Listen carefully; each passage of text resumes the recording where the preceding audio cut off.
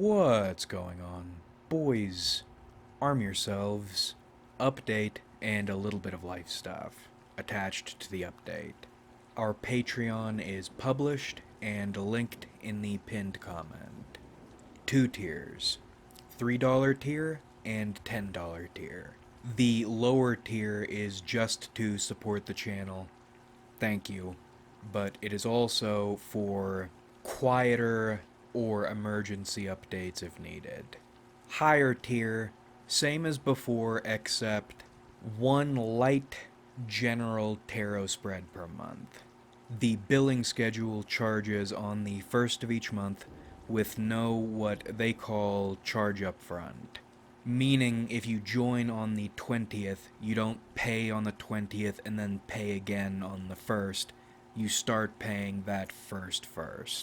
If I'm understanding it correctly. And we are using the first of the month instead of each individual's buy-in date as their monthly renewal date, because that would be very hard to schedule personalized benefits around. We have new intro and outro slides that advertise. We also have cleaned up links in the pinned comments, and cleaner pinned comments in general. I also removed spring merch from our pinned links comments. Spring integrates directly with YouTube once you have 10,000 subscribers, meaning I don't need to be sowing link seeds in every one of my pinned comments, because once we reach 10k, people won't need those links in the first place. Additionally, Spring is a bit of an ass company to begin with, so if we don't ever deal with them fully, then that's fine by me. We can find other merch companies once we get to that point. So that's all the what of this little update. But what about the why? We'll spend a few minutes on that. Why Patreon and not YouTube memberships? Why no Discord? Well, mainly because the degree to which I don't like people matches the degree to which I do like blocking them. Pushing a button and knowing you don't have to deal with this person again, and knowing you can do that with anybody, for any reason, at any time, it is such a liberating feeling. I can liken it only to, perhaps to, the ecstasy that fucking monkey in 2001: A Space Odyssey felt when he went upside another monkey's head with a bone. Oh my god. You can just not have to deal with somebody. You can remove their ability to be somebody who needs to be dealt with. I like the distance and non-interactivity of Patreon because it means I don't feel obligated to treat members preferentially. On Patreon, there's no interaction outside receiving one's benefits, and you're using a different username. So at least on YouTube, I am not treating one person special because they're giving me money. I want to keep my online economy of motion simple.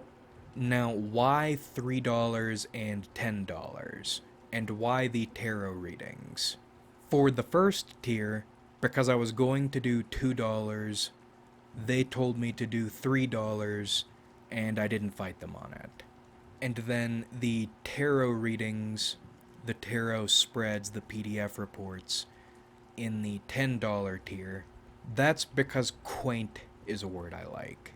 Routine is another good word. It's something to do, it's something to organize, it's something to practice that will generate a bunch of other smaller things to practice. I need properly to learn Excel at some point. And it allows me to accept more money without feeling like a total jackass. A 3-card no query spread is not a lot, but it's not nothing. Then Why are you doing a Patreon now? Why not later? Why not earlier? Because life emergencies are scary, and the legal system is the scariest.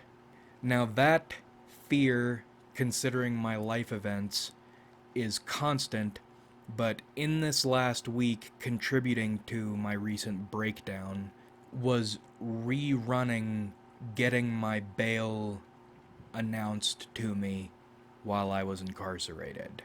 All you've known your entire life is being quiet, getting good grades, and getting those good grades so you can get a job later, not so you can have a job now because you need those good grades. It's not like money is the most important thing at all times, every time. And then getting a 5-digit number read out to you. And bondsmen will do a percentage, but you don't know that at the moment.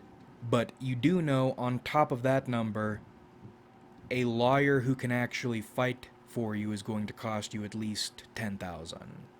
And in this process, getting up to this point, you have learned that the justice system will lie, they'll falsify records, they'll disable recording equipment, they'll lie on every level, and there is nothing you can do about it.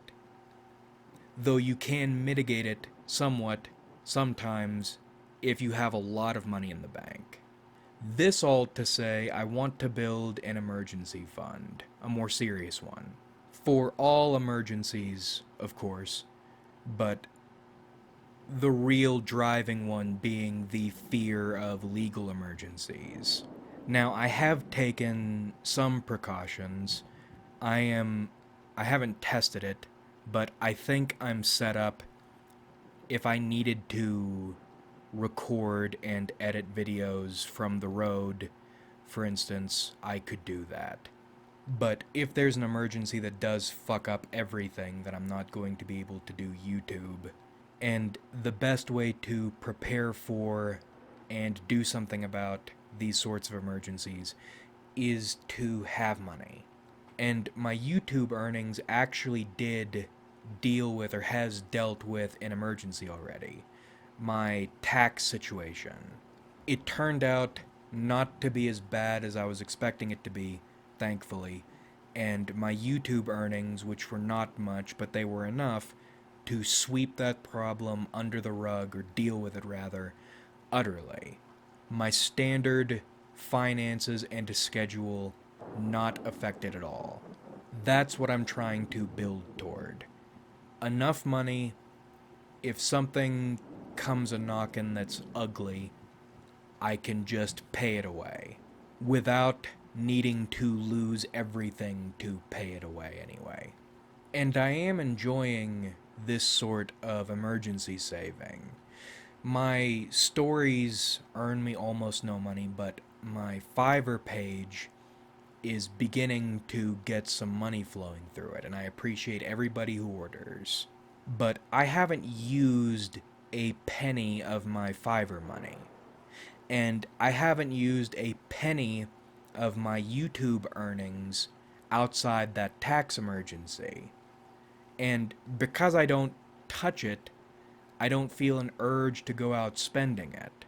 It's like an easy way to play watch the number go up, except watching this number go up might save your life one day. Anyway, the main reason right now is terror and fun. It's also a way further to foster community without fostering a community. I've been trying to think of how to explain this, and it just hit me. You get coffee from the same gas station every morning. You like the routine, and you come to like the attendant. He and you share the quiet morning camaraderie while you're buying coffee. You like the routine, you like the dude, but you know you aren't friends with the dude. I want to be a voice you enjoy in its context. Now, parasocial shit made that murky and profits well because of that murkiness. but it doesn't need to be murky. I've said it once, I'll say it a million times. I like a righteous whore. Brazilian whores, even. You can understand and respect the transactional nature of what's going on without souring the entire experience. Essentially, I am your third world BFE. You buy me shingles and a washing machine. I make you feel like you are not totally alone in the universe, or that there might actually be a tribe for you to belong to. It doesn't, but we can enjoy the pretty idea. Because if there's something else that struck me following my breakdown, it's that the rough things in the world are rough enough, and they're going to be rough forever. It doesn't hurt to be gentle. It doesn't hurt to be soft. Because being hard ultimately doesn't change anything. Not to say you shouldn't be hard, but just because you're being hard doesn't mean you can't be soft. Enjoy your emotional hookery and sink down into comfortable delusion. Don't worry, I'm here, I'll help you. For a fee. Or for the percentages of pennies your attention will pay me. I think you can be real and deluded at the same time. I don't think you can or even should try to give up your unrelenting, mind-breaking, stomach-tearing negativity, but you can have positivity too. In earnest, enjoy the lie. We're getting off track. That's the update, that's the reasoning, and that is some thoughts on it. Like if you enjoyed, subscribe if you haven't. These new intros and outros remind me of water park signage for some reason.